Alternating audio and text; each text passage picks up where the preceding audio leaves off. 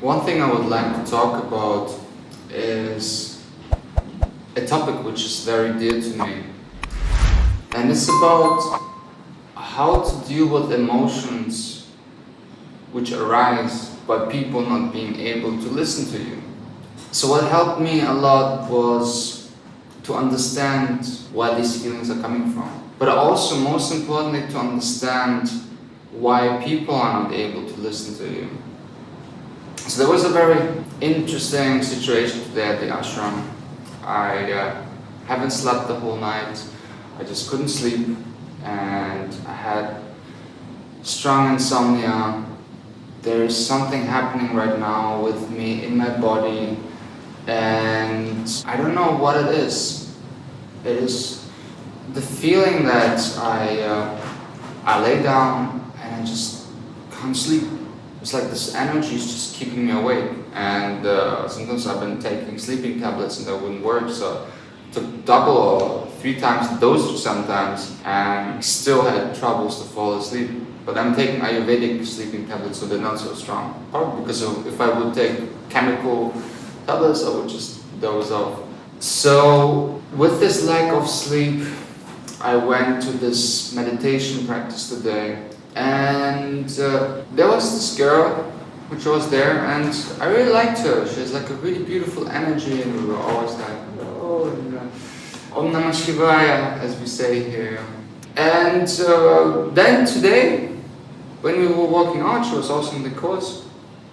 I was like, hey, how are you? And she was like, yeah, good, a bit tired, and just having conversations. And then she asked me, how are you? And I'm like, I'm also really tired because I haven't slept the whole night, and started to open up a little bit, like, yeah, I'm really struggling these days to fall asleep, and I don't know what it is, but there's something in my body happening. But in that moment, she just like turns around to another person, like, oh, hey, how was it, Darshan? You had for the first time? I'm like, the fuck? That really hurt me, like this. Asking me how am I, and then really not wanting to get any deeper into that, and just like turning away and just like talk to another person. It just felt so rude to me. It just felt so, what is the feeling about it? I felt very upset about it. I felt very ignored and cut off mid-conversation, and it hurt me. So I was walking a few steps further, and then I thought, okay, I'll let it go. But then I turned around to her, because we were walking down the stairs all together, and I said, look, this is so rude. Like, it's really not nice to just turn away mid-conversation, just talk to somebody. And she apologized for that and defended herself. And she said something very important, which I then started to reflect. She said, started to tell more, and I actually didn't expect that. I thought it was just a quick answer, or something like that along the lines. But I was really annoyed at that time, and I just kept walking, okay, whatever. But then I started to really contemplate on what did she mean.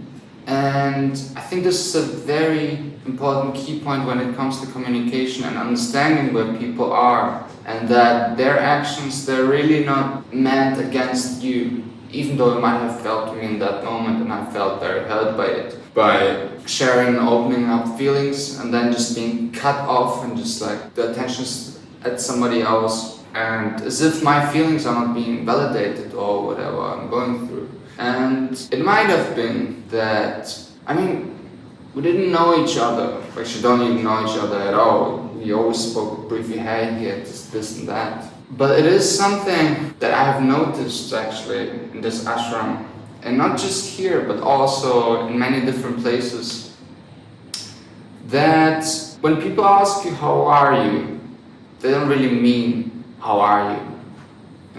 We all know that. We've all been there. Yeah, how are you? Oh, yeah. And just, not even like going deep there. But there's something deeper underlying there. When people cannot listen to your feelings or whatever you go through, I find that it's often a reflection what is happening within them too. So the question is, and this is now a curiosity because I cannot interpret anything in this conversation or in this little moment that I had today, and maybe it just meant that she wasn't able to process these emotions herself at that time.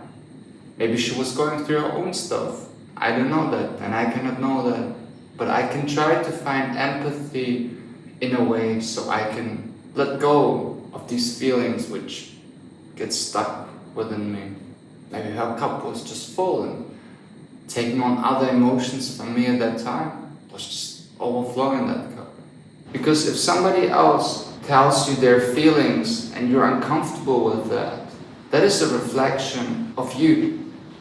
I had that many times before as well, that people would open up about whatever they're going through, and if I felt really uncomfortable that moment, was because I was uncomfortable with that exact emotion or that exact situation. I was uncomfortable with people talking about depression when I was feeling really depressed, when I was going through a lot of difficulty.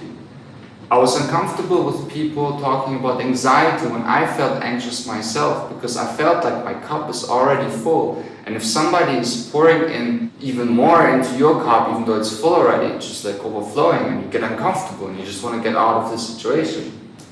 Understanding this really helps me to release these negative feelings towards that person, to understand that really it's nothing to do with me at all. And it helps me to build sympathy with the other person, that they're going through something as well.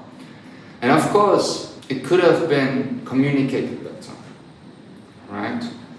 So in that instance, for example, being honest and truthful in that moment from her, telling me, look, I cannot take on anything right now, I just feel I'm going through my own things, or look, I'm tired, and this is how I feel right now, thank you for sharing. Acknowledging my feelings and appreciating that I'm opening up, and then actually letting the conversation go and turning towards somebody.